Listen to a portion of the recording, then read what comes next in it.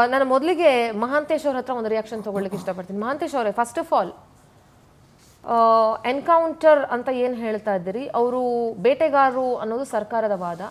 ಬೇಟೆಗಾರರಾಗಿದ್ರೆ ರೈತರು ಯಾಕೆ ಅಲ್ಲಿ ಹೋರಾಟ ಮಾಡ್ತಾ ಇದ್ರು ಅನ್ನೋದು BJP ಅವರ ವಾದ. ಅಥವಾ ಅಫ್ಕೋರ್ಸ್ ಕಾಮನ್ ಆಗಿ ಜನರಲ್ ಪ್ರಶ್ನೆ ರೇಸ್ ಆಗೇ ಆಗುತ್ತೆ.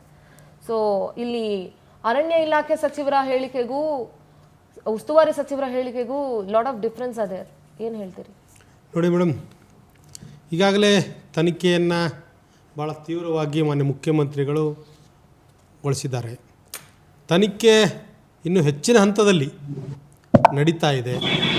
ಆ ನಡೆಯುವ ಹಂತದಲ್ಲಿ ಅಲ್ಲಿ ಬೇಟೆಗಾರರಾಗಿದ್ದರೋ ಅಥವಾ ರೈತರಾಗಿದ್ದರೋ ಅವರ ಐಡೆಂಟಿಫಿಕೇಷನ್ ಮೇಲೆ, ಅವರ ಹಾವಭಾವ, ಅವರ ಹಿಂದಿನ ಚಲನವಲನಗಳ ಮೇಲೆ ಸರ್ಕಾರ ನೀಡುವಂಥ ವ್ಯವಸ್ಥೆ ಆಗ್ತದೆ. ಅವರ ಎಲ್ಲ ಇತಿಹಾಸವನ್ನು, ಅವರ ಹಿಸ್ಟ್ರಿಯನ್ನು ತೆಗೆಸುವಂಥ ಒಂದು ವ್ಯವಸ್ಥೆಯನ್ನು ಸರ್ಕಾರ ಮಾಡ್ತಾಯಿದೆ.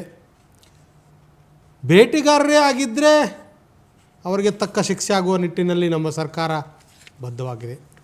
ರೈತರು ಸಹ ಆ ನಿಟ್ಟಿನಲ್ಲಿ ಹೋಗಬಾರ್ದು ಅನ್ನೋ ಒಂದು ಎಚ್ಚರಿಕೆಯನ್ನು ಸರ್ಕಾರ ಕೊಡುತ್ತೆ. ಆದರೆ ರಾಮಲಿಂಗರ್ ಯಾವ ದಿಕ್ಕಲ್ಲಿ ಹೋಗಬಾರ್ದು ಅಂತ ಮೇಡಮ್, ಅಲ್ಲಿ ರೈತರು ಹೋಗುವಂಥ ವ್ಯವಸ್ಥೆನೇ ಬೇರೆ. ರೈತರು ಬೇಟೆಗಾರರಾದವರು ಬೇರೆ ವಿಚಾರ. ಬೇಟೆಗಾರರು ಅದನ್ನೆಲ್ಲನೂ ಕಳ್ಳ ಸಾಗಾಣಿಕೆಗೋ ಮತ್ತೊಂದಕ್ಕೋ ಏನೋ ಮಾಡ್ಲಿಕ್ಕೆ ಹೋಗಿರ್ಬೇಕು. ಆದರೆ ರೈತರು ಸಹ ಅದಕ್ಕೆ ಅಂತ ನಿಗದಿಪಡಿಸಿದ ಸ್ಥಳ ಇರುತ್ತೆ. ಅದ್ರ ಬಗ್ಗೆ ನಿಗದಿಪಡಿಸಿದ ಒಂದು ನಿಮಿಷ, ರೈತರಿಗೆ ಅಂತ ಅರಣ್ಯ ಇಲಾಖೆ ಪರ್ಟಿಕ್ಯುಲರ್ ಬೌಂಡ್ರಿ ಲೈನ್ ಏನಾದ್ರು ಹಾಕಿದೆಯಾ ಅಲ್ಲಿ? ಅದನ್ನೇ ಇನ್ನೂ ತನಿಖೆ ನಡೀತಾ ಇದೆ ಮೇಡಮ್. ಅದಕ್ಕೆ ನಾವು ಹೋಗಿದಾರೋ, ಒಳಗಿದಾರೋ, ಅಥವಾ ಆ ಬಾರ್ಡರ್ ಲೈನ್ ದಾಟಿದಾರೋ, ಮುಂಚೆ ಇದ್ದಾರೋ ಅನ್ನೋದು ಇನ್ನೂ ತನಿಖೆ ಸ್ಪಷ್ಟ ಆಗ್ತಾ ಇದೆ. ನಾವು ಇಲ್ಲೇ ಕೂತ್ಕೊಂಡು ಕೇಳಿಸ್ತಾ ಇದ್ದೀವಿ ಮೇಡಮ್. ಅಲ್ಲ, ನಾನು ಇಲ್ಲೇ ಕೂತ್ಕೋಬೇಕು, ನಿಮ್ಗಲ್ಲಿ ಹೋಗಕ್ಕೆ ಅವಕಾಶ ಇದ್ರೆ ನೀವು ಹೋಗಿ ಬನ್ನಿ. ಹೋಗಿ ಬರೋಣ, ಅದಕ್ಕೇನು ತೊಂದರೆ ಇಲ್ಲ. ಸರ್ಕಾರ ತೀರ್ಮಾನ ಮಾಡ್ತಾ ಇದೆ. ಸರ್ಕಾರದ ಪರವಾಗಿ ಮಹಂತೇಶ್, ಮೈ ಕ್ವೆಶ್ಚನ್ ಇಸ್ ವೆರಿ ಸಿಂಪಲ್. ಉಸ್ತುವಾರಿ ಸಚಿವರ ಹೇಳಿಕೆಗೂ ಅರಣ್ಯ ಇಲಾಖೆ ಸಚಿವರ ಹೇಳಿಕೆಗೂ ವ್ಯತ್ಯಾಸ ಇದೆ, ಗೊಂದಲ ಇದೆ, ಯಾಕೆ? ಅಷ್ಟೇ ನಾನು ಕೇಳ್ತಾ ಇರೋದು. ನೋಡಿ ಮೇಡಮ್, ಸರ್ಕಾರದ ಪರವಾಗಿ ಉಸ್ತುವಾರಿ ಸಚಿವರು ಸಂಪೂರ್ಣ ಮಾಹಿತಿಯನ್ನು ಪಡೆದುಕೊಳ್ತಾ ಇದ್ದಾರೆ. ವಿಶೇಷವಾಗಿ ಆ ಜಿಲ್ಲೆ ಉಸ್ತುವಾರಿ ಸಚಿವರು ಸಹ ನಿನ್ನೆ ಒಂದು ಹೇಳಿಕೆಯನ್ನು ಕೊಟ್ಟಿದ್ದಾರೆ. ಅದರಲ್ಲಿ ಏನಾದರೂ ಬದಲಾವಣೆಗಳಿದ್ದರೆ ಅನ್ನೋದನ್ನು ಇವತ್ತು ಸ್ಪಷ್ಟಪಡಿಸಿದ್ದಾರೆ. ಸ್ಥಳಕ್ಕೆ ಹೋಗಿ ಬರುವಂತ ವ್ಯವಸ್ಥೆ ಆಗ್ತಾ ಇದೆ. ಮಿನಿಸ್ಟರ್ ಸ್ಟೇಟ್ಮೆಂಟ್ ಅಲ್ಲಿ ಹೆಂಗ್ರಿ ವ್ಯತ್ಯಾಸ ಆಗಕ್ಕಾಗುತ್ತೆ? ಅದನ್ನ ಹೆಂಗ್ರಿ ಕೊಟ್ಟಿರೋ ಹೇಳಿಕೆನ ಹೆಂಗೆ ಸರಿಪಡಿಸ್ಕೊಳಕ್ಕಾಗುತ್ತೆ? ಇವತ್ತು ಹೇಳಿಕೆಯಲ್ಲಿ ಮೇಡಮ್, ಅಲ್ಲಿ ಸ್ಥಳ ಪರೀಕ್ಷೆ ಅಥವಾ ಅವರಲ್ಲಿ ಗೊತ್ತಾಗ್ಬಾರ್ದ ಸಾಧ್ಯ ಇದೆಯಾ? ಇಲ್ಲ, ಅಥವಾ ಹಿಂಬದಿಯಿಂದ ಅಧಿಕಾರಿಗಳು ಏನಾದರೂ ತಪ್ಪು ಸಂದೇಶವನ್ನ ಕೊಟ್ಟಿದ್ರು, ಅಧಿಕಾರಿಗಳು ತಪ್ಪು ಸಂದೇಶವನ್ನು ಕೊಟ್ಟಿರಬಾರ್ದು. ಆ ಉದ್ದೇಶಕ್ಕೆ ಇನ್ನೂ ತನಿಖೆ ಸಂಪೂರ್ಣವಾಗಿ ಸಂದೇಶ ಕೊಡ್ತಿದ್ದಾರೆ ಅಂತ ಹೇಳಿದ್ರೆ ಸರ್ಕಾರದ ಡೈರೆಕ್ಟ್ ವೈಫಲ್ಯ ಅಂತ ಒಪ್ಕೊಂಡಂಗಾಯ್ತು ನೋಡ್ರಿ ಅಲ್ವಾ? ಪ್ರತಿಯೊಂದಕ್ಕೂ ಸರ್ಕಾರದ ವೈಫಲ್ಯ ಅಲ್ಲ, ಮತ್ತೇನು, ಅಲ್ಲಿ ಕೆಲಸಗಳನ್ನ ಮಾಡ್ತಾ ಇರ್ತಾರೆ, ಮಾಡುವಂತ ಟೈಮ್ನಾಗ ಆಗ್ತಾ ಇರ್ತವೆ. ಅದನ್ನ ಸಂಪೂರ್ಣ ವಿಚಾರ ಮಾಡಬೇಕಾಗುತ್ತೆ, ಅದನ್ನ ತನಿಖೆಗೊಳಪಡಿಸ್ತೀವಿ. ಸರ್ಕಾರಕ್ಕೆ ಒಬ್ರು ಚೀಫ್ ಮಿನಿಸ್ಟರ್, ಅನಂತರ ಮಿನಿಸ್ಟರ್ಗಳು ಅಂತ ಯಾಕೆ ಇರ್ತಾರೆ? ಹಾಗಾದ್ರೆ ನಿಮಿಷ, ಸರ್ಕಾರದ ವೈಫಲ್ಯ ಅಲ್ಲಿಯ ಅರಣ್ಯ ಇಲಾಖೆಯ ವೈಫಲ್ಯ ಇರಬಹುದು ಅದು. But directly you can't blame government ಅಲ್ವಾ ರತನ್ ಅವರ? ಇದಕ್ಕೆ ಯಾರು ಹೋಗಿ ಶೂಟ್ ಔಟ್ ಮಾಡಿ ಅಂತ ಹೇಳಿಲ್ಲಲ್ಲ ನೋಡಿ. ಆದ್ರೆ ಇಲಾಖೆಯಿಂದ ಸರಿಯಾಗಿ ಮಾಹಿತಿ ತರಿಸ್ಕೊಳ್ಬೇಕಾಗಿರೋದು ಮಿನಿಸ್ಟರ್ ಜವಾಬ್ದಾರಿ. Minister cannot change his statements. ನಿನ್ನೆ ಒಂದು ಸ್ಟೇಟ್ಮೆಂಟ್ ಕೊಟ್ಟೆ, ಇವತ್ತೊಂದು ಸ್ಟೇಟ್ಮೆಂಟ್ ಕೊಟ್ಟೆ, ಅದನ್ನ ಮಾಡೋಕ್ಕಾಗಲ್ಲ ಮೇಡಮ್. ಕಾಡುಗಳ ವೀರಪ್ಪನಿದ್ದ ಸಮಯದಲ್ಲೂ ಕೂಡ ಇಂಥ ಕೋಲ್ಡ್ ಬ್ಲಡೆಡ್ ಎನ್ಕೌಂಟರ್ ನಡೆದಂಥ ಉದಾಹರಣೆಗಳಿಲ್ಲ, ಆಯಿತಾ? ಅದು ನಾವು ಕೇಳಿಲ್ಲ. ಆವಾಗಲೇ ನಾವು ಹೇಳ್ತಿದ್ವಿ ಕಾಡುಗಳ ವೀರಪ್ಪನ್ನು ಅವನು ಇದು ಯಾವುದೋ ದಂತಗಳನ್ನು ಕದೀತಾನೆ, ಕಾಡಲ್ಲಿ ಇದು ಚೋರಿ ಮಾಡ್ತಾನೆ ಅಂತ ಹೇಳಿದಾಗಲೂ ಕೂಡ ಇಂಥ ಒಂದು ಕೋಲ್ಡ್ ಬ್ಲಡೆಡ್ ಎನ್ಕೌಂಟರ್ ಆಗಿದೆ ಅಂತ ಹೇಳಿದ್ದು ನಿದರ್ಶನ ಇಲ್ಲ, ನಾವು ಕೇಳಿಲ್ಲ. ಅದಾದ ನಂತರ ಇವರು ಇದು ನಡೆದಿರೋದು ಬೆಳಗ್ಗೆ 5:15 ಅಂತ ಅನಿಸುತ್ತೆ ಅಲ್ವಾ? ಅಂಥ ಸಮಯದಲ್ಲಿ ಜಿಂಕೆ ಮಾಂಸ ಇದು ಕದ್ಕೊಂಡು ಹೋಗೋಕೆ ಹೋಗಿದ್ದಾರೆ ಇವರು ಬೇಟೆಗಾರರು ಅಂತ ಹೇಳಿ ಇಲಾಖೆ ಹೇಗೆ ನಿರ್ಣಯ ಮಾಡುತ್ತೆ? ದೂರದಲ್ಲಿ ಅವ್ರು ಇದ್ದಾರೆ, ಇವರು ಬೇಟೆಗಾರರು ಅಂತ ಹೇಳಿ ಇವರು ಹೇಗೆ ನಿರ್ಣಯ ಮಾಡ್ತಾರೆ? ಒಂದು ವೇಳೆ ಅವರು ಜಿಂಕೆ ಮಾಂಸ ಕದೀತಾ ಇದ್ರು ಅಥವಾ ಬೇಟೆಗಾರರು ಅಂತ ಇಟ್ಕೊಳ್ಳಿ, ಅಲ್ಲಲ್ಲ ಸಿಕ್ಕಿದ ಅಂತ ಇಟ್ಕೊಳ್ಳಿ, ಆವಾಗಲೂ ಕೂಡ ಎಂತೆಂಥ ಭಯೋತ್ಪಾದಕರನ್ನ ಕಾಲಿಗೆ ಗುಂಡು ಹೊಡೆದು ಹಿಡಿತಾರೆ, ಇದು ನೊಟೋರಿಯಸ್ ರೌಡಿಗಳನ್ನು ಕಾಲಿಗೆ ಗುಂಡು ಹೊಡೆದು ಹಿಡಿತಾರೆ. ಅಂಥದ್ರಲ್ಲಿ ಇವರು ಕಾಲಿಗೆ ಗುಂಡು ಹೊಡೆದೇ ಯಾಕೆ ಬಂಧಿಸಿಲ್ಲ ಅನ್ನುವಂಥ ಅನುಮಾನ ಮೂಡುತ್ತೆ. ಯಾಕಂತ ಹೇಳಿದ್ರೆ ಹೊಡೆದಿರುವಂಥ ಜಾಗಗಳನ್ನು ನೋಡಿ, ಕುತ್ತಿಗೆ ಹೊಡೆದಿದ್ದಾರೆ, ಎದೆ ಹೊಡೆದಿದ್ದಾರೆ, ಆನಂತರ ಶಾರ್ಟ್ ರೇಂಜಲ್ಲಿ ಹೊಡೆದಿದ್ದಾರೆ. ಆದ್ರಿಂದಾಗಿ ಇದರ ಬಗ್ಗೆ ಹಲವು ಅನುಮಾನಗಳು ಮೂಡುತ್ತೆ. ಅದಕ್ಕೆ ಪುಷ್ಟಿ ನೀಡುವಂತೆ ಅಲ್ಲಿನ ಉಸ್ತುವಾರಿ ಸಚಿವರು ಒಂದ್ ನಿಮಿಷ ನಾನು ಪ್ರಶ್ನೆ ಕೇಳ್ತಾ ಇದ್ದೀನಿ, ನೀವೆಲ್ಲ ಉತ್ತರ ಕೊಡಿ, ನೀವೇ ಕೊಡ್ಬೇಕು ಇದಕ್ಕೆ, ಆಯ್ತಾ? ಇನ್ನೊಂದಂತ ಹೇಳಿದ್ರೆ ಪುಟ್ಟರಂಗ ಶೆಟ್ಟಿ ಅವ್ರು ಹೇಳ್ತಾರೆ, ಅದು ಆ ಬೆಳಗ್ಗೆ ಯಾಕೆ ನೀವು ಎನ್ಕೌಂಟರ್ ಮಾಡಿದ್ದೀರಾ ಅಂತ ಕೇಳ್ತಾರೆ. ಅಷ್ಟೇ ಅಲ್ಲ, ಇನ್ನೊಂದೇನು ಹೇಳ್ತಾರೆ ಅವರು, ಇದನ್ನು ನಾನು ನಂಬಲ್ಲ ಅಂತ ಅವರೇ ಹೇಳ್ತಾರೆ. ಯಾಕಂದ್ರೆ ಅಲ್ಲಿನವರೇ ಅವರು, ಆ ಜಾಗದವರೇ ಅವರೇ ಹೇಳ್ತಾರೆ, ಅಲ್ಲಿನ ಸಂಸದರು ಹೇಳ್ತಾರೆ ಇದನ್ನು ನಾನು ನಂಬಕ್ಕಾಗಲ್ಲ, ಅಲ್ಲಿ ಗಾಯಾಳು ಏನಿದ್ದಾರೆ ಅವ್ರ ಹತ್ರ ನಾನು ಹೋಗಿ ವಿಚಾರಿಸಿ ಇದ್ರ ಬಗ್ಗೆ ಮಾತಾಡ್ತೀನಿ ಅಂತ ಹೇಳ್ತಾರೆ. ಆದ್ರಿಂದಾಗಿ ಎಲ್ಲೋ ಒಂದು ಕಡೆ ಎಲ್ಲ ಕಡೆ ಅನುಮಾನ ಬರ್ತಿರುವಂಥದ್ದು ಏನಂತ ಹೇಳಿದ್ರೆ, ಈ ಯಾರು ಎನ್ಕೌಂಟರ್ ಮಾಡಿದ್ದಾರೆ ಅವರಿಗೂ ಇವರಿಗೂ ಮೊದಲೇ ಏನಾದರೂ ಮಾಹಿತಿ ಇತ್ತಾ, ಸಂಬಂಧ ಇತ್ತಾ, ಗೊತ್ತಿತ್ತಾ, ಅಥವಾ ಏನಾದರೂ ಮುಚ್ಚಾಕೋಕ್ಕೋಸ್ಕರ, ಅಂದರೆ ಅಲ್ಲಿನ ಲೋಕಲ್ ಅವ್ರು ಕೇಳ್ತಿದ್ದಾರೆ ಇದನ್ನು, ಏನಾದರೂ ಮುಚ್ಚಾಕೋಕ್ಕೋಸ್ಕರ ಈ ಥರದ್ದು ಏನಾದರೂ ನಡೆದಿದೆಯಾ ಅಂತ ಹಲವಾರು ಆ್ಯಂಗಲಲ್ಲಿ ಪ್ರಶ್ನೆಗಳು ಉದ್ದೇಳ್ತಾ ಇದೆ. ಆದರೆ ಸರ್ಕಾರ ಎಲ್ಲೋ ಒಂದು ಕಡೆ ಉತ್ತರವನ್ನು ಸರಿಯಾಗಿ ಎಲ್ಲೂ ಕೂಡ ವಾಸ್ತವವನ್ನು ಬಿಚ್ಚಿಡುವಂಥ ಕೆಲಸ ಮಾಡಿಲ್ಲ. ಇವತ್ತು ಭಾರತೀಯ ಜನತಾ ಪಾರ್ಟಿಯ ಪದೇ ಪದೇ ಕೇಳಿದ ಒಂದು ಪ್ರಶ್ನೆಯಿಂದಾಗಿ ಸದನದಲ್ಲಿ ರಾಮಲಿಂಗಾರೆಡ್ಡಿ ಅವರು ಹೇಳಿದ್ದಾರೆ, ಬಿಟ್ಟರೆ ಎಲ್ಲೂ ಕೂಡ ಅವರು ಸರಿಯಾದ ಉತ್ತರವನ್ನು ಕೊಟ್ಟಿಲ್ಲ.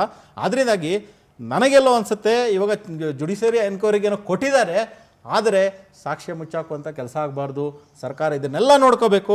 ಅಷ್ಟೇ ಅಲ್ಲ, ಈ ಸರ್ಕಾರಕ್ಕೆ ಎಲ್ಲೋ ಒಂದು ಕಡೆ ಅಧಿಕಾರಿಗಳ ಮೇಲೆ ಹಿಡಿತ ತಪ್ಪೋಗಿದೆ ಅನ್ನುವಂಥ ಅನುಮಾನ ನಮ್ಗೆ ಬರ್ತಾ ಇದೆ. ಅಷ್ಟೇ ಅಲ್ಲ, ಸರ್ಕಾರಕ್ಕೆ ಸಂವೇದನೆ ಅಂತೂ ಇಲ್ವೇ ಇಲ್ಲ ಅನ್ನುವಂಥದ್ದು ಪ್ರಶ್ನೆ ಬರುತ್ತೆ.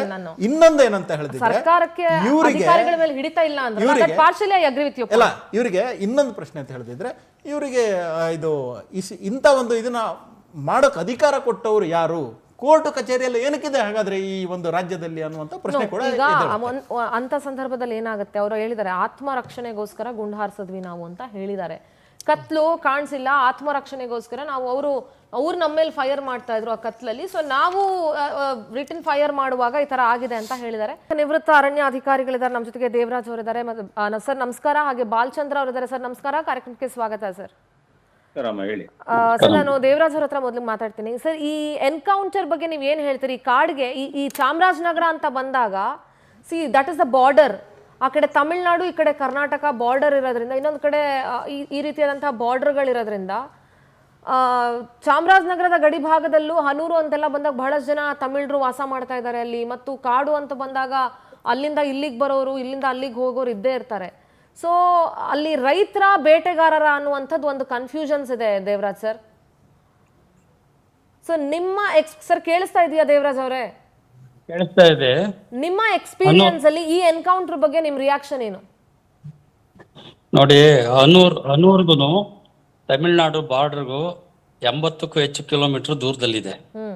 ಇವರು ತಮಿಳ್ನಾಡಿಂದ ಬಂದಿರಬಹುದು, ತಮಿಳಿಗರು ಇರಬಹುದು, ಅವರೆಲ್ಲ ಕನ್ನಡಿಗರೇ, ಇಲ್ಲೇ ವಾಸ ಮಾಡುವಂತ ಹನೂರ್ನಲ್ಲೇ ಇದ್ದವರು ಅಥವಾ ಅಕ್ಕಪಕ್ಕದ ಗ್ರಾಮದವರು ಇರಬಹುದು. ಇದು ಅರಣ್ಯ ಇಲಾಖೆನಲ್ಲಿ ಎನ್ಕೌಂಟರ್ ಬಗ್ಗೆ ಮಾತಾಡ್ತಾನೆ ಇದ್ದಾರೆ, ಸದನದಲ್ಲಿ ಎಲ್ಲ ಬಂದಿದೆ, ನೋಡ್ತಾ ಇದ್ದೆ. ಅರಣ್ಯ ಇಲಾಖೆನಲ್ಲಿ ರೂಲ್ಸ್ ಅಂಡ್ ರೆಗ್ಯುಲೇಷನ್ಸ್ ಅಂತ ಇದೆ. ಯಾರೇ ಕಾಡಿಗೆ ಹೋಗ್ಬೇಕಾದ್ರೆ ಅನುಮತಿ ಇಲ್ಲದೆ ಹೋಗೋಗಿಲ್ಲ, ಅದಕ್ಕೆ ಟ್ರೆಸ್ ಪಾಸ್ ಅಂತ. ದನ ಆಗ್ಲಿ ಜನ ಆಗ್ಲಿ ಯಾರೇ ಆಗ್ಲಿ, ಇದು ರಾಷ್ಟ್ರೀಯ ಉದ್ಯಾನವನಗಳಿದೆ, ಸ್ಯಾಂಚುರಿಗಳಂತ ಡಿಕ್ಲೇರ್ ಆಗಿದೆ.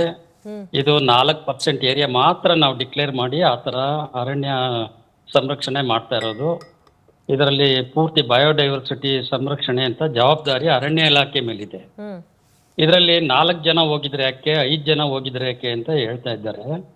ಇದರಲ್ಲಿ ಏನಿಲ್ಲ, ಆಯಾ ಬೀಟ್ಗೆ ಸಂಬಂಧಪಟ್ಟ ಸಿಬ್ಬಂದಿ ಮಾತ್ರ ಹೋಗ್ಲಿಕ್ಕೆ ಸಾಧ್ಯತೆ. ಒಂದು ಬೀಟ್ಗೆ ಇನ್ನೊಬ್ರು ಬರಕ್ಕಾಗಲ್ಲ. ಯಾಕೆಂದ್ರೆ ರಾತ್ರಿ ಹೊತ್ತು ನಮ್ಮ ಸಿಬ್ಬಂದಿನ ಅಥವಾ ಪೋಚರ್ಸ ಸ್ಮಗ್ಲರ್ಸ್ ಅಂತ ಗೊತ್ತಾಗೋದಿಲ್ಲ. ಆಯಾ ಟೆರಿಟರಿ ಏನಿದೆ ಅಲ್ಲಿಗೆ ಮಾತ್ರ ಅವ್ರು ಹೋಗ್ಲಿಕ್ಕೆ ಮಾತ್ರ ಸಾಧ್ಯತೆ ಇದೆ. ಇವರು ಅವ್ರ ಸಿಬ್ಬಂದಿ ಎಷ್ಟು ಜನ ಇದ್ರು, 5-6 ಜನ ಎಷ್ಟು ಹೋಗಿದ್ರು ಅವ್ರು ಹೋಗಿದ್ದಾರೆ. ಹೋಗ್ಬೇಕಾದ್ರೆ ಅಲ್ಲಿ ಅವ್ರಿಗೆ ಆ ಕಡೆಯಿಂದ ಫೈರ್ ಆಗಿದೆ, ಏಕಾಏಕಿ ಫೈರ್ ಆದಾಗ ಇವ್ರು ಕೌಂಟರ್ ಫೈರ್ ಮಾಡಿದ್ದಾರೆ. ಫೈರ್ ಮಾಡಿ ಅಲ್ಲಿ ಸ್ಥಳ ಅಜಮಾಯಿಸಿ ನೋಡಿದಾಗ ಅವ್ರಿಗೆ ಜಿಂಕೆ ಮಾಂಸ ಸಿಕ್ಕಿದೆ, 2-3 ಜನ ಡೆಡ್ ಬಾಡಿ ಸಿಕ್ಕಿದೆ. ಮತ್ತೆ ಈ ಕಾಡಿನಲ್ಲಿ ರಾತ್ರಿ ಹೊತ್ತು ಯಾವ ಕಡೆಯಿಂದ ಗುಂಡು ಬತ್ತೋ ಆ ಕಡೆಗೆ ಫೈರ್ ಮಾಡಿರ್ತಾರೆ. ಕಾಲು ಕೈಯೋ ಕಣ್ಣೋ ಏನು ಅಂತ ಗೊತ್ತಾಗೋದಿಲ್ಲ. ಅದು ಕಾಡು, ಲೈಟ್ ಅಲ್ಲ ಅದು ಹೋಗಿರೋದು ಮೂನ್ ಲೈಟ್ ಇಲ್ದೇ ದಿವಸ. ಇದು ಅಮಾವಾಸ್ಯೆ ಹಿಂದೆ ಮುಂದೆ ಹೋಗಿದ್ದಾರೆ. ಅಮಾವಾಸ್ಯೆ ಹಿಂದೆ ಮುಂದೆ ಹೋದ್ರೇನೆ ಅಲ್ಲಿ ಶಿಕಾರಿ ಆಗಕ್ಕಾಗೋದು. ಮೂನ್ ಲೈಟ್ ಅಲ್ಲಿ ಇದ್ದ ಹೋದಾಗ ಯಾವ ಪ್ರಾಣಿನೂ ನಿಲ್ಲೋದಿಲ್ಲ, ಜನ ನೋಡಿ ಓಡೋಗ್ತದೆ. ಆ ಸಮಯದಲ್ಲಿ ಅವರು ಫೈರ್ ಮಾಡಿದ್ದಾರೆ, ಫೈರ್ ಬಂದ್ ಕಡೆಯಿಂದ ಫೈರ್ ಮಾಡಿದ್ದಾರೆ, ರಕ್ಷಣೆಗೆ ಮಾಡಿದ್ದಾರೆ. ಆ ಸಮಯದಲ್ಲಿ ಅವ್ರ ಗುಂಡೇಟ್ ಬಿದ್ದು ತಗಲಿ ಸತ್ತಿರೋದು. ಅದು ಬೇಕಾಗಿ ಅವ್ರನ್ನ ಕೊಲ್ಲಬೇಕು ಅಂತ ಹೊಡ್ತಿರೋದಲ್ಲ, ಫೈರ್ ಬಂದ್ ಕಡೆ ನಮ್ಮ ರಕ್ಷಣೆಗೆ ಮಾಡಿದ್ದಾರೆ ಇಲಾಖೆ ಸಿಬ್ಬಂದಿ. ಅನಂತರ ಅಜಮಾಯಿಸಿ ನೋಡುವಾಗ ಅಲ್ಲಿ ಗನ್ ಸಿಕ್ಕಿದೆ, ಮಾಂಸ ಸಿಕ್ಕಿದೆ, ಕಾಡೊಳಗಡೆ, ಕಾಡಿಂದ ಆಚೆ ಅಲ್ಲ, ಅಲ್ಲಿ ಯಾವ ದನ ಆಗ್ಲಿ ಇನ್ನೊಂದಾಗ್ಲಿ. ಅವರು ದನಕ್ಕೆ ಹೋಗ್ಬೇಕಾಗಿದ್ರೆ ಪರ್ಮಿಷನ್ ತಗೋಬೇಕಿತ್ತು. ದನ ಮಿಸ್ ಆಗಿದೆ, ದನ ಯಾವುದೇ ದನ. ಫಸ್ಟ್ ಆಫ್ ಆಲ್ ನೈಟ್ ಅಲ್ಲಿ ದನ ಮೇಯ್ಸಕ್ಕೆ ಯಾರು ಕರ್ಕೊಂಡು ಹೋಗ್ತಾರೆ ಸರ್? ಕೇಳಿ, 46 ವರ್ಷ ಎಕ್ಸ್ಪೀರಿಯನ್ಸ್ ಅಲ್ಲಿ ಯಾವುದೇ ದನ ಕಾಡ್ಗೆ ಹೋದ್ರೆ ಅದು ಮೇಯ್ಕೊಂಡು ವಾಪಸ್ ಬರ್ತದೆ, ಇಲ್ಲ ಬಂದಿಲ್ಲ ಅಂದ್ರೆ ಯಾವ್ದೋ ಕಾಡು ಪ್ರಾಣಿ, ಹುಲಿಗೋ ಚಿರತೆಗೋ ತಿಂದು ಹೋಗಿರ್ತದೆ ಅಂತ ಅರ್ಥ, ಅಥವಾ ಇನ್ನೇನೋ ಆಗಿ ಬಿದ್ದು ಕಾಲ್ ಕೈ ಮುರ್ಕೊಂಡು ಅಲ್ಲಿ ಬಿದ್ದಿರ್ತದೆ ಅಂತ ಅರ್ಥ, ನೆಗೆದು ಬಿದ್ದು. ಅಷ್ಟಲ್ದೆ ಯಾವ ದನ ಹೋಗಿರ್ತದೆ ಆ ದನ ವಾಪಸ್ ಬಂದಿರ್ತದೆ. ಇವ್ರು ದನ ಹುಡುಕ್ಬೇಕಾದ್ರೆ ಇಲಾಖೆ ಅನುಮತಿ ತಗೊಂಡು ಹೋಗ್ಬೇಕಾಗಿತ್ತು, ಇವ್ರು ತಗೊಂಡಿಲ್ಲ. ಮತ್ತೆ ಕಾಡೊಳಗಡೆ ಹೋಗೋದು ನಾವು ಮಾಡಿದ್ದಲ್ಲ, ಇಲಾಖೆ ಮಾಡಿದ್ದಲ್ಲ, ಲೆಜಿಸ್ಲೇಷನ್ ಅಲ್ಲಿ ಆಗಿರೋದು. ಟ್ರೆಸ್ ಪಾಸ್, ಕಾಡ್ಗೆ ಹೋದ್ರೇನೆ ಅಫೆನ್ಸ್. ವೆಪನ್ ತಗೊಂಡು ಹೋಗಿದ್ದಾರೆ, ಇಟ್ ಇಸ್ ದೊಡ್ಡ ಅಫೆನ್ಸ್. ಶಿಕಾರಿ ಮಾಡಿದ್ದಾರೆ, ಶೆಡ್ಯೂಲ್ ಅನಿಮಲ್ ಅದು. ಜಿಂಕೆ ಒಂದು ಶೆಡ್ಯೂಲ್ 1 ಅನಿಮಲ್, ಅದನ್ನ ಕೊಂದಿದ್ದಾರೆ, ಮಾಂಸ ಮಾಡಿದ್ದಾರೆ, ಸೆಗ್ರಿಗೇಟ್ ಮಾಡ್ಕೊಂಡಿದ್ದಾರೆ, ಅವ್ರವ್ರ ಓರ್ವಸ್ಟ್ ಕೆಪಾಸಿಟಿಗೆ ಬ್ಯಾಗ್ ಮಾಡ್ಕೊಂಡಿದ್ದಾರೆ. ಇದ್ರಲ್ಲಿ ತಪ್ಪೇನಿದೆ ಇಲಾಖೆದು? ಇದನ್ನ ಯಾಕೆ ಇಷ್ಟೊಂದು ಕೂಗಾಡ್ತಾ ಇದ್ದಾರೆ? ರಕ್ಷಣೆ ಮಾಡ್ಕೋಬಾರ್ದು ಅಂತ ಎಲ್ಲಿದೆ ನಮ್ಮ? ಈಗ ನಾವು ಗುಂಡು ಹಾರಿಸ್ತಾ ಇದ್ದಾನೆ ಒಬ್ಬ ಅಂದ್ರೆ ಈ ಗುಂಡು ಹಾರಿಸ್ಲೇಬೇಕು, ನಾವು ಪ್ರತಿ ಗುಂಡ ಹೊಡಿಲೇಬೇಕು. ಎಲ್ಲಿಗೆ ಬೀಳ್ತದೆ ಕಾಡಿನಲ್ಲಿ ಯಾರಿಗೆ ಗೊತ್ತಾಗ್ತದೆ? ಕತ್ಲೆನಲ್ಲಿ ಗುಂಡು ಬಂದ್ ಕಡೆ ಗುಂಡು ಹೊಡಿತಾರೆ, ಇದು ವಾಸ್ತವ. All right sir. Balachandra sir, ನೀವೇನ್ ಹೇಳ್ತೀರಿ ಸರ್? ನಿಮ್ಮ ರಿಯಾಕ್ಷನ್, ನಿಮ್ಮ ಒಪಿನಿಯನ್ ಏನು ಸರ್ ಈ ವಿಚಾರಗಳಿಗೆ? ಯಾಕೆಂದ್ರೆ ಬಹಳಷ್ಟು ಜನಕ್ಕೆ ಏನು ಇರುತ್ತೆ ಅಂತಂದ್ರೆ ಇದೊಂಥರ ಸೆಂಟಿಮೆಂಟಲ್ ಮ್ಯಾಟರ್ ಆಗೋಗಿದೆ. It has been an emotionally connected ವಿಚಾರ. ಯಾಕೆಂದ್ರೆ ಆ ಭಾಗದ ರೈತರು, ಸಾಕಷ್ಟು ಜನ ರೈತರು ಬಂದು ಗಲಾಟೆ ಮಾಡ್ತಾರೆ, ಪ್ರತಿಭಟನೆ ನಡೆಸ್ತಾರೆ, ಸರ್ಕಾರದ ಮೇಲೆ ಕೂಗಾಡ್ತಾರೆ. ಅಫ್ಕೋರ್ಸ್ ಆ ಮನೆಯ ವ್ಯಕ್ತಿಯನ್ನ ಕಳ್ಕೊಂಡಂತ ಕುಟುಂಬಗಳಿಗೆ ಆ ಇಮೋಷನಲ್ ಬಾಂಡಿಂಗ್ ಇರುತ್ತೆ, ಆ ಟೈಮಲ್ಲಿ ಆ ಆಕ್ರೋಶ ಇದ್ದೇ ಇರುತ್ತೆ. ಸೊ ಇವಾಗ ಇದು ಪೊಲಿಟಿಕಲ್ ಇಶ್ಯೂ ಆಗಿ ಕನ್ವರ್ಟ್ ಆಗ್ತಾ ಇದೆ. ತಮಿಳ್ನಾಡು ಸಿಎಂ ಕೂಡ ಇದಕ್ಕೆ ಕರ್ನಾಟಕ ಸರ್ಕಾರದ ಸ್ಟೇಟ್ಮೆಂಟು ನಮಗೆ ಸಮಾಧಾನ ಇಲ್ಲ, ಅವ್ರು ಯಾರು ಬೇಟೆಗಾರಲ್ಲ, ಅವ್ರು ರೈತರು, ಹಿಂಗೆ ಹಂಗೆ ಅಂತೆಲ್ಲ ಹೇಳಿದೆ. ಫಸ್ಟ್ ಆಫ್ ಆಲ್ ನಿಮ್ಮ ರಿಯಾಕ್ಷನ್ ಏನು ಸರ್ ಈ ವಿಚಾರವಾಗಿ? ಸರ್ ನಿಮ್ಮ ಆಡಿಯೋ ಕೇಳಿಸ್ತಾ ಇಲ್ಲ. ಹೌದಾ? ಇವಾಗ ಕೇಳಿಸ್ತಿದೆ. ಮೊಟ್ಟ ಮೊದಲನೇದಾಗಿ keeping aside all the political ತಾವೇನೇನು ಹೇಳ್ತಾ ಇದ್ದೀರಾ ಅದು ಬಿಟ್ಬಿಟ್ಟು, ನಾನು ಒಬ್ಬ ಅಧಿಕಾರಿಯಾಗಿ, ನಿವೃತ್ತ ಅಧಿಕಾರಿಯಾಗಿ ಹೇಳೋದೇನಂದ್ರೆ, ಇಷ್ಟೊತ್ತು ದೇವರಾಜ್ ಅವರು ಬಹಳ ಸ್ಪಷ್ಟವಾಗಿ ಅದನ್ನ ಹೇಳಿದ್ದಾರೆ. ದೇವರಾಜ್ ಅವರು ಸಹ 40 ವರ್ಷ ಅವರು ಬರೀ ವೈಲ್ಡ್ ಲೈಫ್ ಅಲ್ಲೇ ಕೆಲಸ ಮಾಡಿದ್ದಾರೆ, 35 ವರ್ಷ ಅವರು. ಸೊ ಅವ್ರಿಗೆಲ್ಲ ಈಗ ಎಷ್ಟೊತ್ತು ಏನ್ ಹೇಳಿದ್ರು ಅದು ಕರೆಕ್ಟ್ ಹೇಳಿದ್ರು. ಬಟ್ ಒಂದು ಏನಂದ್ರೆ, ಇದನ್ನ ಎನ್ಕೌಂಟರ್ ಅಂತ ನಾವು ಕರೀಲಿಕ್ಕೆ ಆಗಲ್ಲ, ಇದು ಶೂಟ್ ಔಟ್ ಅಂತ ಹೇಳ್ಬೋದು. ಯಾಕೆ 5 ಗಂಟೆ ಬೆಳಗಿನ ಜಾವ ಇದು ನಡೆದಿರ್ತಕ್ಕಂಥದ್ದು. ಆಗ ಫೈರ್ ಒಂದ್ ಕಡೆಯಿಂದ ಬಂದಿದೆ, ಇವ್ರು ಇನ್ನೊಂದ್ ಕಡೆಯಿಂದ ಫೈರ್ ಮಾಡಿರ್ತಾರೆ. ಅದು ಎಲ್ಲಿ ಈಗ ಕಾಲಿಗೆ, ಈಗ ಫೈರ್ ಮಾಡ್ಬೇಕಾದ್ರೆ ಕೇರ್ ತಗೋಬೇಕು, ಕಾಲಿಗೆ ಹೊಡಿಬೇಕು, ಅದೆಲ್ಲ ಕರೆಕ್ಟ್ ಅದು. ಬಟ್ ಯಾವಾಗ ಆ ಮನುಷ್ಯ ಕಂಡಾಗ, ಈಗ ಆ ಕಡೆಯಿಂದ 4-5 ಫೈರ್ ಆಗ್ತಾ ಇದ್ದು ಕಂಡು ಬಂದಾಗ ನಮ್ಮ ಸಿಬ್ಬಂದಿ ಈ ಕಡೆಯಿಂದ ಮಾಡಿದ್ದಾರೆ. ಮಾಡಿ ಅಲ್ಲಿ ನೋಡ್ಲಿಕ್ಕೆ ಹೋದಾಗ ಗಾಯ ಆಗಿ ಬಿದ್ದಿದ್ದಾರೆ, ಕೆಲವ್ರು ಬಿದ್ದಿದ್ದಾರೆ, ಅಲ್ಲಿ ಸತ್ತು ಬಿದ್ದಿದ್ದಾರೆ ಅಂತ ಹೇಳೋದು ತಪ್ಪು. ಅದನ್ನ ತಕ್ಷಣ ಅವರು ಕೊಳ್ಳೇಗಾಲ ಆಸ್ಪತ್ರೆಗೆ ಕರ್ಕೊಂಡು ಬಂದಿದ್ದಾರೆ. ಕಾನೂನು ಚೌಕಟ್ಟಿನಲ್ಲಿ ಎಲ್ಲ ಕೆಲಸ ಮಾಡಿದ್ದಾರೆ ಅಂತೇಳಿ ನನಗೆ ಅನಿಸ್ತದೆ. ನೀವು ಒಂದು ಏನೋ ಕೇಳ್ತಾ ಇದ್ರಿ, ಬೌಂಡ್ರಿ ಇರುತ್ತಾ ಏನು ಅಂತ. ಬೌಂಡ್ರಿ ಖಂಡಿತವಾಗ್ಲೂ ಇರುತ್ತೆ. ಈಗ ಅರಣ್ಯ ಇಲಾಖೆಯಲ್ಲಿ ಕಾವೇರಿ ವನ್ಯಜೀವಿ ಧಾಮ ಅಂತಂದ್ರೆ ಬೌಂಡ್ರಿನೆಲ್ಲ ಇರುತ್ತೆ. ಆಮೇಲೆ ಎಲ್ಲ ಕಳ್ಳ ಬೇಟೆ ನಿಯಂತ್ರಣ ತಡೆ ಮಾಡ್ಲಿಕ್ಕೋಸ್ಕರ ಹಲವಾರು ಲಕ್ಷಾಂತರ ರೂಪಾಯಿಗಳನ್ನ ಖರ್ಚು ಮಾಡಿ ಸರ್ಕಾರ ಈ ಕೆಲಸಕ್ಕೆ ಈ ಸಿಬ್ಬಂದಿಗಳನ್ನ ನೇಮಿಸಿರ್ತದೆ. ಸೊ ಸಿಬ್ಬಂದಿಗಳು ಕೂಡ ಈ ಕಳ್ಳಬೇಟೆ ತಡೆಯುವಂತ ಕೆಲಸದಲ್ಲಿ ಇದೇನು ದಿನ ಆಗೋದಲ್ಲ, ಯಾವಾಗ್ಲೂ ವರ್ಷಕ್ಕೆ ಅಥವಾ 2 ವರ್ಷಕ್ಕೊಮ್ಮೆ ಈ ತರ ಮಿತಿ ಮೀರಿದಾಗ. ಆಮೇಲೆ ದೇವರಾಜ್ ಅವ್ರು ಹೇಳ್ತಾ ಇದ್ರು ಅಮಾವಾಸ್ಯೆ ಅಂತ ಹೇಳಿ. ಇನ್ನೂ ಒಂದು ಏನಂತಂದ್ರೆ, ನಾಳೆ ರಜಾ ಇದ್ದ ಅಂದಂಗೆ ಇವತ್ತು ಸಾಯಂಕಾಲ ಜನಗಳು ಕಾಡಿಗೆ ಹೋಗಿ ಈ ತರ ಕೆಲಸ ಮಾಡೋದು ಕೂಡ ಒಂದು ಇರ್ತದೆ. ಈ ರಜೆ ದಿವಸಗಳಲ್ಲಿ ಅಥವಾ ಹಿಂದಿನ ದಿವಸಗಳಲ್ಲಿ ಅವರು ಕಾನೂನು ಚೌಕಟ್ಟಿಯಲ್ಲಿ ಕೆಲಸ ಮಾಡಿದ್ದಾರೆ ಅಂತ ನನಗೆ ಅನಿಸ್ತದೆ ಅಮ್ಮ. ಆಮೇಲೆ ಇದ್ರ ಬಗ್ಗೆ ಬಹಳ ತೀವ್ರವಾದ ತನಿಖೆಯನ್ನು ಮಾಡ್ಲಿಕ್ಕೂ ಕೂಡ ಸರ್ಕಾರ ಆದೇಶ ಮಾಡಿದೆ. ಆದೇಶ ಮಾಡಿರೋದ್ರಿಂದ ನಾವು ಸ್ವಲ್ಪ ತಾಳ್ಮೆಯಿಂದ ಏನು ಅದು ನಿಜವಾಗ್ಲೂ ನಡೆದಿದೆ ಅನ್ನೋದು ಬರೋವರೆಗೂ ನಾವು ಸುಮ್ಮನೆ ಏನೋ ಮಾತಾಡೋ ಬದಲು ಇದು ಎನ್ಕ್ವೈರಿನಲ್ಲಿ ಏನು ಔಟ್ಕಮ್ ಬರುತ್ತೆ, ಇಲ್ಲಿ ಯಾರು ಕೂಡ ಮುಚ್ಚಾಕೋಕೆ ಸಾಧ್ಯನೇ ಇಲ್ಲ. ಯಾಕೆಂದ್ರೆ ಅರಣ್ಯ ಸಿಬ್ಬಂದಿ 7-8 ಜನ ಇರ್ತಾರೆ ಅಷ್ಟೇ. ಇಲ್ಲಿ ಪಬ್ಲಿಕ್, ನೀವ್ ಹೇಳ್ದಾಗೆ ಪಬ್ಲಿಕ್ ಇಮೋಷನ್ಸ್ ಇದ್ದೇ ಇರ್ತದೆ. ಈಗ ಅದನ್ನ ಒಂದು ಜಾತಿ ಒಂದು ಇದು ಪಾಪ ಇವ್ರು ಗುಂಡಾರಿಸುವಾಗ ಯಾವ ಜಾತಿ ಅಂತ ಗೊತ್ತಿರುತ್ತಾ, ಅವ್ರು ಏನ್ ಮಾತಾಡ್ತಾರೆ ಅಂತ ಗೊತ್ತಿರುತ್ತಾ? ಏನು ಇಲ್ಲ. ಇದು ನಾವು ಆಮೇಲೆ ಕಲ್ಪನೆ ಮಾಡ್ಕೊಂಡು ಹೇಳ್ತಾ ಇರೋದು. ಸೊ ಹಾಗಾಗಿ ಈವನ್ ಪಬ್ಲಿಕ್ಗೂ ಕೂಡ ಇಮೋಷನ್ಸ್ ನ ಕಂಟ್ರೋಲ್ ಮಾಡ್ಲಿ. ನಿಜವಾಗ್ಲೂ ಏನಾದ್ರು ನಮ್ಮವರಿಂದ ತಪ್ಪಾಗಿದೆ ಅಂತಂದ್ರೆ ಖಂಡಿತವಾಗಿ ಸರ್ಕಾರ ಶಿಕ್ಷೆ ಅದಕ್ಕೇನು ಸೂಕ್ತ ಇದಾಗಬೇಕು ಕ್ರಮ ಕೈಗೊಳ್ತದೆ. Yes, ನಾವು ಸ್ವಲ್ಪ ಪೇಷನ್ಸ್ ಇಂದ ಕಾಯೋಣಮ್ಮ. ಚೇತನ್, ನಿವೃತ್ತ ಇಬ್ರು ಹಿರಿಯ ಅಧಿಕಾರಿಗಳು ಇವಾಗ ನಿಮ್ಗೆ ಒಂದಷ್ಟು ಮಾಹಿತಿಗಳನ್ನು ನೀಡಿದ್ರು, ಇದ್ರ ಮೇಲೆ ನೀವೇನ್ ಹೇಳ್ತೀರಿ? ಇಲ್ಲ, ಅವರು ಹೇಳಿರುವಂಥದ್ದು ಸ್ಪಾಟ್ ಆನ್ ಇದೆ, ಕರೆಕ್ಟಾಗಿ ಹೇಳಿದ್ದಾರೆ, ಅಂತರ ಸ್ಪಾಟ್ ಆನ್ ಇದೆ. ಇದನ್ನೇ ಸರ್ಕಾರ ಮತ್ತು ಇಲಾಖೆ ನಿನ್ನೆ ಹೇಳಿದ್ದಿದ್ರೆ, ಸ್ಪಷ್ಟವಾಗಿ ಹಿಂಗಾಗಿದೆ ಅಂತ ಹೇಳಿದ್ದಿದ್ರೆ, ಐ ಥಿಂಕ್ ಇಷ್ಟೊಂದು ದೊಡ್ಡ ಒಂದು ಹಲ್ಲಾಬೋಲು ಆಗ್ತಾ ಇರಲಿಲ್ಲ ಅಂತ ನನಗನ್ನಿಸ್ತಾ ಇದೆ. ಆದರೆ ಸರ್ಕಾರ ಸ್ಟೇಟ್ಮೆಂಟೇ ಇಶ್ಯೂ ಮಾಡೋದಕ್ಕೆ ಅವರು ಇದು ಮನಸ್ಸು ಮಾಡಿಲ್ಲ. ಇವತ್ತೆಲ್ಲ ಕಡೆ ಚರ್ಚೆ ಆಗಿ ಇಷ್ಟೊಂದು ದೊಡ್ಡ ಮಟ್ಟದಕ್ಕೆ ಹೋಗಿ ರೈತ ಸಂಘದ ಹೋರಾಟ ಆಗಿ, ಅಲ್ಲಿ ಲೋಕಲ್ ಹೋರಾಟ ಆಗಿ, ಲೋಕಲಲ್ಲೂ ನಾನು ಲೋಕಲ್ ಮಾಹಿತಿ ತಗೊಂಡೆ. ಶಾಕ್ಯ ಅಂತ ಒಂದು ಜಾಗ ಇದೆ, ಅಲ್ಲಿಂದ ಸುಮಾರು 1 ಕಿಲೋಮೀಟರ್ ಬಂದು ಅಲ್ಲಿ ಹೋರಾಟ ಮಾಡಿದ್ದಾರೆ, ಧ್ವಂಸ ಮಾಡಿದ್ದಾರೆ. ಸರ್ಕಾರ ಅಂದರೆ ಪೊಲೀಸ್ ಇಲಾಖೆ ಅವರಿಗೆ ಇಂಟೆಲಿಜೆನ್ಸ್ ಮಾಹಿತಿ ಇರಲಿಲ್ವಾ ಅಷ್ಟು ದೂರ ಬಂದು ಧ್ವಂಸ ಮಾಡುವಂಥದ್ದು? ಅದರಿಂದಾಗಿ totally there is A management from the government ಅರಣ್ಯ ಇಲಾಖೆ ಅನ್ನುವಂಥದ್ದೇನೆ ನಾವು ಹೇಳ್ತಾ ಇರುವಂಥದ್ದು ಹಾಗೂ ಪ್ರಶ್ನೆ ಕೇಳ್ತಿರುವಂಥದ್ದು. ಇವಾಗ ಇಬ್ಬರು ನಿವೃತ್ತ ಆಫೀಸರ್ಸು ಅವರು ಹೇಳಿದ್ದಾರೆ, ಕರೆಕ್ಟಾಗಿ ಹೇಳಿದ್ದಾರೆ, ವಿಷಯ ಕರೆಕ್ಟ್ ಇದೆ. ಎನ್ಕೌಂಟರ್ ಅಂದರೆ this is how it happens. ಆದರೆ ಇಲಾಖೆ ಈ ಥರ ಹೇಳಿದ್ಯಾ? ಇವ್ರು ಹೇಳಿದ್ದಾರೆ, ಕರೆಕ್ಟಾಗಿ ಹೇಳಿದ್ದಾರೆ, ಆನ್ ದ ಸ್ಪಾಟು ಹಿಂಗಾಯಿತು ಹಿಂಗಾಗೋದು, ಅದರಿಂದಾಗಿ ಹಿಂಗಾಗುತ್ತೆ ಅಂತ ಹೇಳಿದ್ದಾರೆ. ಸರ್ಕಾರ ಎಲ್ಲಿ ಹೇಳಿದೆ?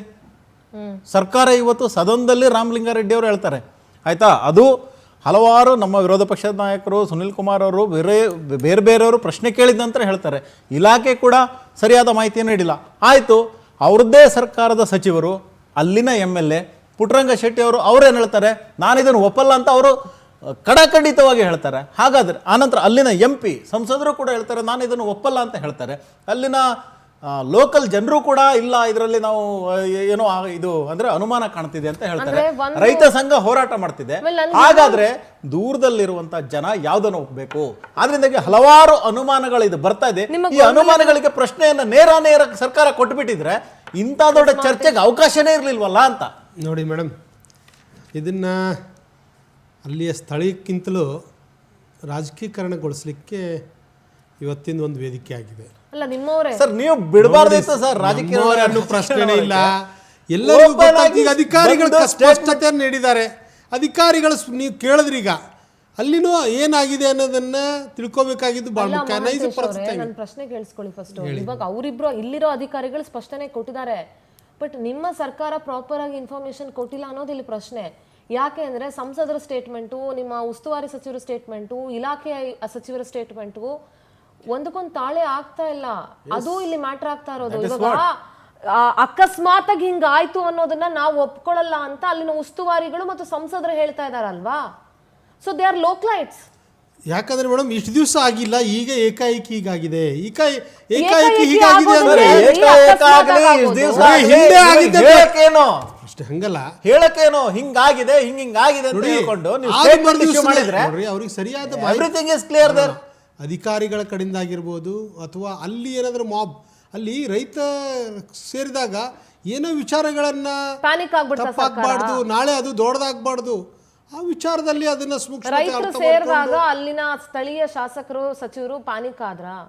ಪ್ಯಾನಿಕ್ ಅಷ್ಟೇ ಪ್ರಶ್ನೆ ಅಲ್ಲ ಮೇಡಮ್. ಅಲ್ಲಿ ಪರಿಸ್ಥಿತಿ ಗೊತ್ತಿರುತ್ತೆ ಅವ್ರಿಗೆ, ಅದನ್ನೇ ಮುಂದುವರ್ಸ್ಕೊಂಡು ಮತ್ತೆ ಹೋಗಬಾರ್ದು ಅಥವಾ ಅದನ್ನೇನೋ ಬದಲಾವಣೆ ಮಾಡಬೇಕು ಅನ್ನೋ ಉದ್ದೇಶಕ್ಕೆ ಏನಾದ್ರು ಹೇಳಿರ್ಬೋದು. ಆದರೆ ಈಗ ಸರ್ಕಾರ ಅಧಿಕೃತವಾಗಿ ಅದನ್ನು ತನಿಖೆಗೆ ಒಳಪಡಿಸ್ತಾ ಇದೆ. ತನಿಖೆ ಮಾಡಿ ಯಾರು ತಪ್ಪಿಸ್ತಿದ್ದಾರೆ ಅನ್ನೋದನ್ನು ಸ್ಪಷ್ಟಪಡಿಸುತ್ತೆ. ಈ ಕೂಡಲೇ ಮೊನ್ನೆ ಮುಖ್ಯಮಂತ್ರಿಗಳು ಸಹ ತನಿಖೆಗೆ ಕ್ಷಣಕ್ಕೂ ಸಂಪೂರ್ಣವಾದ ತನಿಖೆಯನ್ನು ನಡೆಸಿಕೊಂಡು ಸರ್ಕಾರ ತಪ್ಪಿಸ್ತರ ಮೇಲೆ ಕ್ರಮ ಕೈಗೊಳ್ಳುವಂಥ ವ್ಯವಸ್ಥೆಯನ್ನು ಮಾಡುತ್ತೆ. ಇದನ್ನು ರಾಜಕೀಯ ಕಳಿಸ್ಕೊಳಕ್ಕೆ ಸುಮ್ಮನೆ ಅಧಿವೇಶನದಲ್ಲಿ ಬೇರೆ ವಿಚಾರಗಳ ಚರ್ಚೆಗಿದ್ದು ಅದನ್ನೆಲ್ಲ ಬಿಟ್ಟು ಇದನ್ನೇ ಹೇಳ್ಕೊಂಡು ಇನ್ನೂ ಸಾಕಷ್ಟಿದೆ ರೀ. ಬರಗಾಲ ವಿಚಾರ ತೆಗ್ರಿ, ರೈತರ ಪರವಾದ ವಿಚಾರಗಳನ್ನ ತಿಳ್ಕೊಳ್ರಿ. ಬರಗಾಲ ವಿಚಾರ ಇದಾವೆ ನೋಡಿ. ಬರಗಾಲ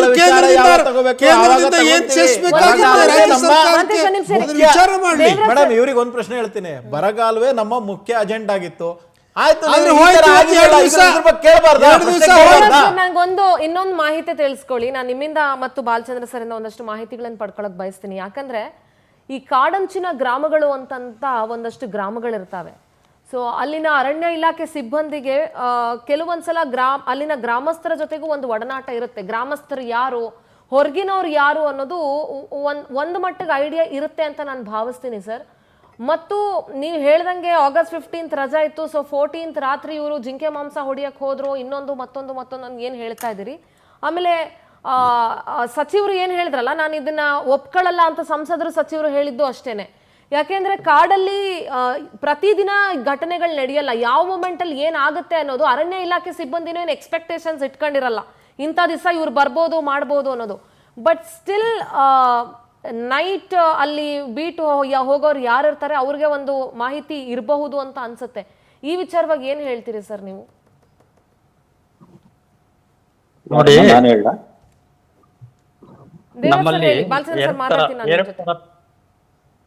ನಮ್ಮಲ್ಲಿ ಎರಡು ತರ ಪೆಟ್ರೋಲಿಂಗ್ ಇದೆ. ಡೇ ಪೆಟ್ರೋಲಿಂಗು, ನೈಟ್ ಪೆಟ್ರೋಲಿಂಗ್ ಅಂತ. ಡೇ ನಲ್ಲಿ ಯಾವ ಕಡೆಯಿಂದ ಜನ ಬಂದಿದ್ದಾರೆ, ಯಾವ ಪರ್ಪಸ್ ಬಂದಿದ್ದಾರೆ, ಯಾವ ಕೇರಳದಿಂದ ಬಂದಿದ್ದಾರಾ, ತಮಿಳ್ನಾಡಿನಿಂದ ಬಂದಿದ್ದಾರಾ, ಅಥವಾ ನಮ್ಮ ವಿಲೇಜ್ ಕಡೆಯಿಂದ ಬಂದಿದ್ರೆ ಅಲ್ಲಿ ಏನು ಇದು ಮಾಡಿದ್ದಾರೆ, ಅನಾಹುತ, ಮರ ಕಡ್ದಿದಾರ, ಸೌದೆ ಕಡ್ದಿದಾರ, ಆನೆ ಕೊಂಬು ಹೊಡೆದಿದಾರ, ಜಿಂಕೆ ಹೊಡೆದಿದಾರ, ಮಾಂಸ ಮಾಡಿ ಹೋಗಿದಾರ, ಮಾಂಸ ಒಣಗಿಸ್ಕೊಂಡು ತಗೊಂಡು, ಇಂಥದನ್ನೆಲ್ಲ ಹಗಲು ಮಾಹಿತಿ ಕಲೆಕ್ಟ್ ಮಾಡ್ತಾರೆ. ಅದಕ್ಕೆ ಒಂದು ಸೆಟಪ್ ಸ್ಟಾಫ್ ಇರ್ತಾರೆ. ಆಂಟಿ ಪೋಚಿಂಗ್ ಕ್ಯಾಂಪ್ ಅಂತ ಇದೆ. ಒಂದೊಂದು ಡಿವಿಷನಲ್ಲೂ 30-40 ಆಂಟಿ ಪೋಚಿಂಗ್ ಕ್ಯಾಂಪ್ ಅಂತ ಇದೆ. ಅಲ್ಲಿ 5 ಜನ ಸಿಬ್ಬಂದಿ ಇರೋದು. ಎಲ್ಲಿ ರಾತ್ರಿ ಗುಂಡು ಸದ್ದಾದ್ರೆ ಅಥವಾ ಯಾವುದೋ ಟಾರ್ಚ್ ಬೆಳಕಾದ್ರೆ ಆ ದಿಕ್ಕಿಗೆ ನಡ್ಕೊಂಡು ಹೋಗ್ತಾರೆ. ಅಲ್ಲಿ ಯಾರನ್ನೂ ಕರೆಯೋಕ್ಕಾಗಲ್ಲ ಅವಾಗ, ಆ ಸಮಯದಲ್ಲಿ. ಅಲ್ಲಿ ಬೇರೆ ಸಿಬ್ಬಂದಿ ಬರ್ಬೇಕಾದ್ರೆ 20-30 ಕಿಲೋಮೀಟರ್ ದೂರದಲ್ಲಿ ಇರ್ತಾರೆ. ಆ ಸಿಬ್ಬಂದಿ ಬಂದು ಜಾಯ್ನ್ ಆಗೋಕ್ಕಾಗಲ್ಲ. ಯಾವುದು ಮಾಹಿತಿ ಬರ್ತದೆ ಬಂದ ತಕ್ಷಣ ಇವ್ರು ಹ್ಯಾಕ್ಟ್ ಮಾಡಬೇಕು, ಅದೇ ಅಲ್ಲಿ ಇಂಪಾರ್ಟೆಂಟು. ಇಲ್ಲ ಪ್ರಿವೆಂಟ್ ಮಾಡಬೇಕು, ಇಲ್ಲ ಪ್ರಿವೆಂಟ್ ಮಾಡೋಕ್ಕಾಗದೇ ಇದ್ರೆ ಈ ಥರ ಒಂದು ಗಲಾಟೆಗಳಾಗ್ತದೆ. ಪ್ರಿವೆಂಟ್ ಮಾಡೋದೇ ಮೊದಲನೇ ಕರ್ತವ್ಯ ನಮ್ಮದು. ಮೊದಲೇ ಹೋಗಿ ಅಲ್ಲಿ ಯಾರ ಇದ್ದರೆ ಹೋಗಿ ಓಡಿಸೋದು ಇದೆಲ್ಲ ಉಂಟು. ಇಲ್ಲಿ ಏನಾಗಿದೆ, ಹೋದ ಕೂಡಲೇ ಅವ್ರು ಫೈರ್ ಮಾಡಿದ್ದಾರೆ. ಕತ್ತಲ್ನಲ್ಲಿ ಫೈರ್ ಆಗಿದೆ. ಈ ಸಮಯದಲ್ಲಿ ಏನು ಡಿಸಿಷನ್ ತೊಗೊಳಕ್ಕಾಗ್ತದೆ? ಅವರು ಸಿಬ್ಬಂದಿ ಎಲ್ಲ ಥರ ಕೂಗಿರ್ತಾರೆ. ಯಾರು ಏನು ನಾವು ಸರ್ವಿಸ್ ಮಾಡಿ ಬಂದಿರೋ ಮೊದಲು ಯಾರು ಏಕಾಏಕಿ ಯಾರು ಗುಂಡು ಹೊಡೆಯುವಂಥ ಪ್ರಮೇಯ ಬರೋದಿಲ್ಲ ಅಲ್ಲಿ. ಆ ಕಡೆಯಿಂದ ರಿಟ್ಯಾಲಿಯೇಷನ್ ಆ ಥರ ಬಂದ ತಕ್ಷಣ ನಾವು ರಿಟ್ಯಾಲಿಯೇಟ್ ಮಾಡಲೇಬೇಕು. ಇಲ್ಲದ್ರೆ ನಮ್ಮ ಜೀವ ಒಂದು ಲೆಕ್ಕದಲ್ಲಿ ಹೋಗ್ತದೆ. ಎಷ್ಟು ಜನ ನಮ್ಮ ಸಿಬ್ಬಂದಿ ಪ್ರಾಣ ಕಳ್ಕೊಂಡಿದ್ದಾರೆ. ವೀರಪ್ಪನ್ ಡೇಸ್ ಇರ್ಬೋದು, ಅಲ್ಲಿಂದ ಬೇರೆ ಬೇರೆ ಭಾಳಷ್ಟು ಎಲ್ಲ ಊರಿನಲ್ಲೂ ಎಲ್ಲ ಕಡೆನೂ ಪೋಚರ್ಸ್ ಇದ್ದದ್ದೇ. ಇದು ಕಾಡು ಮಾಂಸ ಅದು ಒಂದು ರುಚಿ ಹಿಡ್ದವರು ಅವರು ಅದು ರೆಗ್ಯುಲರ್ ಆಗಿ ಅದು ನಡೀತಾ ಇರ್ತದೆ. ಅದು ಈ ಥರ ಒಂದು ಸಂದರ್ಭ ಇರುವಾಗ ಯಾರು ಅಂತ ಅನಲೈಸ್ ಮಾಡ್ಕೊಂಡು ಇರೋಕ್ಕಾಗಲ್ಲ. ಅದು ಆ ಥರ ಸಿಚುಯೇಷನ್. ಅದು ಎದುರು ಬದ್ರ ಆದಾಗ ನಾವು ಏನಂತ ಡಿಸಿಷನ್, ಅವ್ರು ಎಲ್ಲಿ ಹಳ್ಳಿಯವರ, ಊರ್ನವರ, ದನ ಕಾಯಕ್ ಬಂದಿದಾರ, ಮಾಂಸಕ್ಕೆ ಬಂದಿದಾರ, ಆನೆ ಹೊಡೆಯಕ್ ಬಂದಿದಾರ ಗೊತ್ತಾಗೋದಿಲ್ಲ. ಅದು ಈವನ್ ನಮ್ಮ ಸಿಬ್ಬಂದಿಗೆ ನಾವೇ ಗುಂಡೊಡ್ಕೊಂಡ ದಿನಗಳು ಉಂಟು. ಅವರು ಆ ಕಡೆಯಿಂದ ಬಂದಿರ್ತಾರೆ ಪೆಟ್ರೋಲಿಂಗು, ಗೊತ್ತಿಲ್ಲದೆ ಮಾಹಿತಿ ಇಲ್ಲದೆ ನಾವು ಈ ಕಡೆಯಿಂದ ಹೋಗಿರ್ತೀವಿ. ಅಂಥದ್ದು ಆಗಿದೆ ಇಲಾಖೆನಲ್ಲಿ, ಹೊಸದೇನಲ್ಲ ಇದು. ಅಲ್ಲಿ ಯಾರು ಅಂತ ನೋಡ್ಲಿಕ್ಕೆ ಬರೋದಿಲ್ಲ ಆ ಸಮಯದಲ್ಲಿ. ಬಾಲಚಂದ್ರ ಸರ್, ನಂಗೆ ಇನ್ನೊಂದು ಮಾಹಿತಿ ತಿಳಿಸ್ಕೊಡಿ. ಇಷ್ಟೊಂದು ರೈತರು ಹೋರಾಟ ಮಾಡ್ತಿರುವಾಗ ಸಹಜವಾಗಿ ಏನ್ ಅನ್ಕೊಳ್ತೀವಿ, ಹತ್ಯೆ ಆದದ್ದು ರೈತರದೇ ಇರಬೇಕು, ರೈತರು ಹೋಗಿದ್ರು ಅಂತ ಅನ್ಸುತ್ತೆ, ಇವ್ರು ಅವ್ರನ್ನ ಬೇಟೆಗಾರರು ಅಂತ ಅನ್ಕೊಂಡು ಹತ್ಯೆ ಮಾಡಿಬಿಟ್ಟಿದ್ದಾರೆ ಅಂತಾನೆ ಅಂದ್ಕೊಳ್ಳೋದು ಸಹಜ. ಅಲ್ಲಿ ಮಾಂಸದ ಚೀಲ ಸಿಕ್ಕಿದೆ, ಅದೆಲ್ಲ ಸಿಕ್ಕಿದೆ. ಆದ್ರೆ ಅಷ್ಟು ದೊಡ್ಡ ಮಟ್ಟದಲ್ಲಿ ರೈತರ ಪ್ರತಿಭಟನೆ ಆಯ್ತು. ಇದು ಇವಾಗ ರಾಜಕೀಯ ತಿರುವು ಪಡ್ಕೊಳ್ತಾ ಇದೆ. ತಮಿಳುನಾಡು ಸಿಎಂ ಕೂಡ ಇದ್ರ ಬಗ್ಗೆ ಸ್ಟೇಟ್ಮೆಂಟ್ ಕೊಟ್ಟಿದ್ದಾರೆ. ಏನ್ ಹೇಳ್ತೀರಿ? ಗೆ ಸೇರಿದಂಥವ್ರಿಗೆ ಹೊಡೆದಿದ್ದಾರೆ, ಅಥವಾ ಒಂದು ಲ್ಯಾಂಗ್ವೇಜ್ ಮಾತಾಡ್ತಿರ್ತಕ್ಕಂಥವ್ರಿಗೆ ಹೊಡೆದಿದ್ದಾರೆ, ಅಥವಾ ಈಗ ಗನ್ಗಳು ಎಲ್ಲಿಂದ ಬಂತು, ನಾಡು ಬಂದೂಕುಗಳಿದೆ.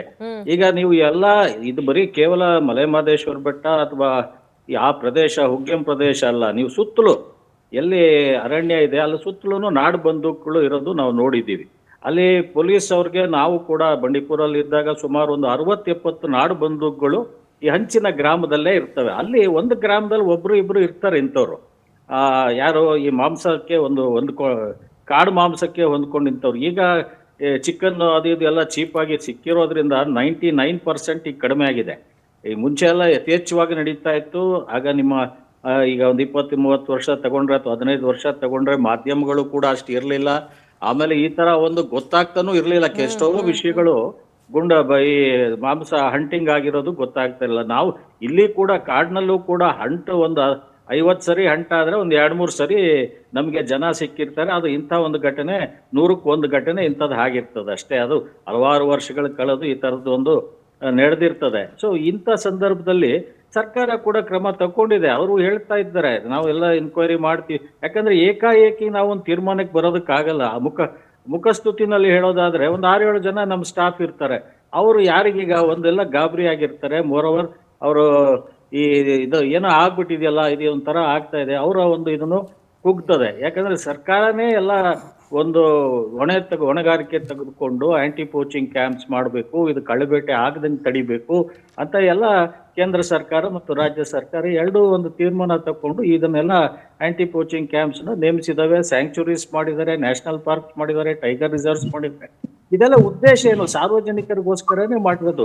ಇವರು ಕೂಡ ಅಲ್ಲಿ ಏನು ಕಳ್ಳಬೇಟೆ ತಡೆಯೋದು ಯಾರಿಗೋಸ್ಕರ?